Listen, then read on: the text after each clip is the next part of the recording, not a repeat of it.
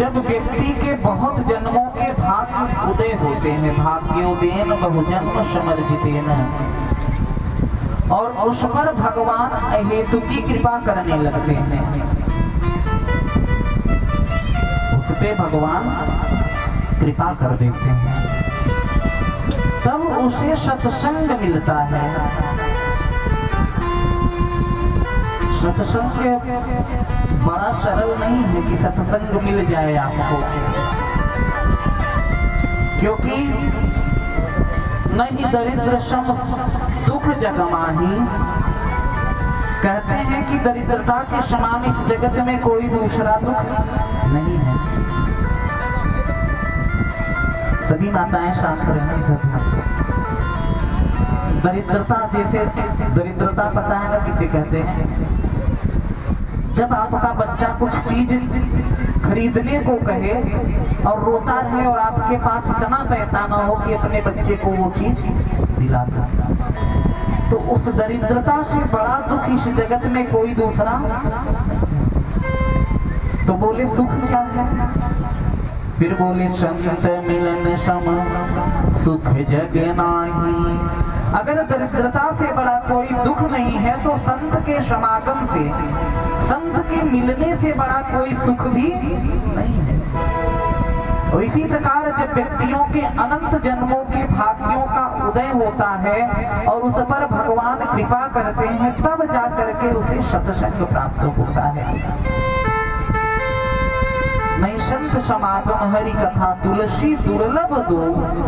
गोस्वामी जी महाराज कहते हैं कि इतना दुर्लभ ये है कि इस मार्ग पर जाने की बात छोड़ दो, व्यक्ति उसी रास्ते से चला जाएगा और मुड़ करके इधर देखे बोलेगा बस ये लोग यही नाटक कर रहे हैं, क्योंकि पूर्व जन्म के पुण्य दे हरि चर्चा ही सुहाए। जिसके पूर्व जन्म के पुण्य है उसी को भगवान की कथा सुहाती है। और पूर्व जन्म के पाप ते हरि चर्चा न सुहाए। और अगर व्यक्ति ने पूर्व जन्म में पाप किया है तो उसे भगवान की कथा कभी अच्छी नहीं लगेगी, इसी गली से चला जाएगा, लेकिन वो इस पंडाल में नहीं आ पाएगा। क्यों नहीं आ पाएगा? क्योंकि वो पापों से भरा है। पूर्व जन्म में उसके पाप का परसेंट ज्यादा है, इसलिए वो भगवान की कथा की प्रति आकर्षित नहीं हो रहा है।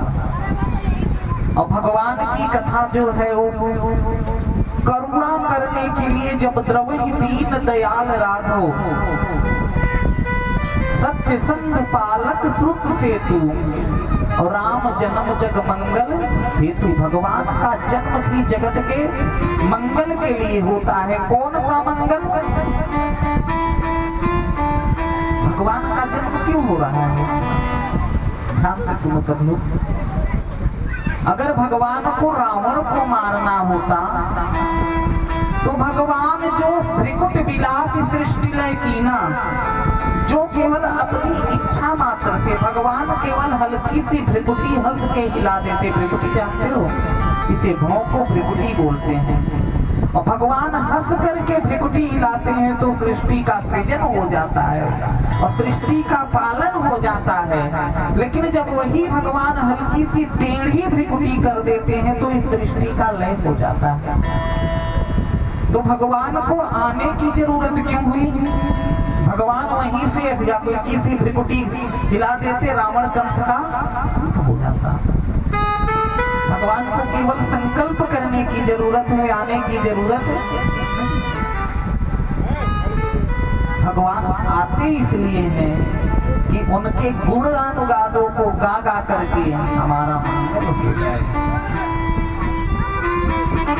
फिर कहते हैं कि अगर भगवान को मारना हो, या फिर किसी ने कहा कि भगवान जो है जगत की रक्षा के लिए आते हैं, तो कहें नहीं, जगत की रक्षा तो लक्ष्मण जी अकेले कर सकते हैं। लक्ष्मण जी महाराज जो हैं वो जगत की रक्षा करने में अकेले सामर्थ्यवान है। समझ में आ रहा ना क्या कहना चाह रहे हैं?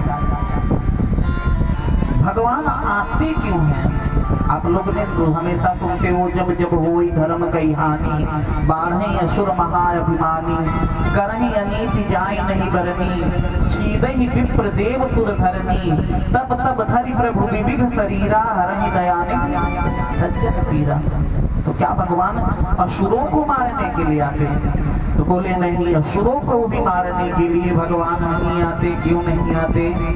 क्योंकि गोस्वामी जी महाराज कह रहे हैं रामचरितमानस में, जगमह सखा निशाचर जेते, जग में सखा निशाचर जेते, लक्ष्मण हनहि निमित्त मधु देते, लक्ष्मण हनहि निमित्त मधु देते, जगमह।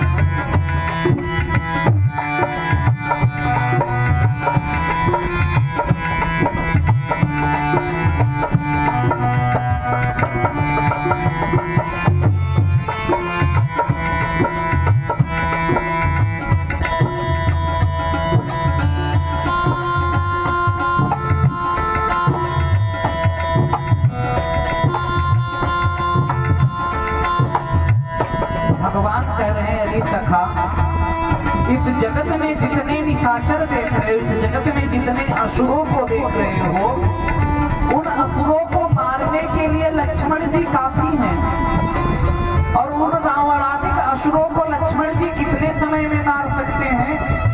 जितने समय में हमारा पलक झपकता है, उतने समय में सारे असुरों को लक्ष्मण जी मार सकते हैं। इसलिए भगवान को जन्म लेने की जरूरत नहीं है, लक्ष्मण जी ही काफी हैं कि असुरों का उद्धार कर दे, वध कर दे। तो फिर बोला किसी ने कि भगवान जन्म लेते हैं जगत का भरण पोषण करने के लिए, जगत का भरण पोषण करने के लिए भगवान जन्म लेते हैं। तो फिर कहा नाना, भगवान भरण पोषण करने के लिए जन्म नहीं लेते, भगवान का अवतार नहीं होता। उसके लिए तो भगवान के भाई जो भरत जी हैं वही काफी है। विश्व भरण पोषण कर जोई,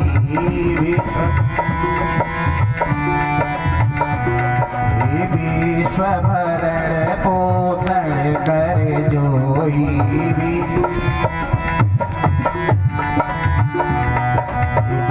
कर नाम भरत जैसे होई,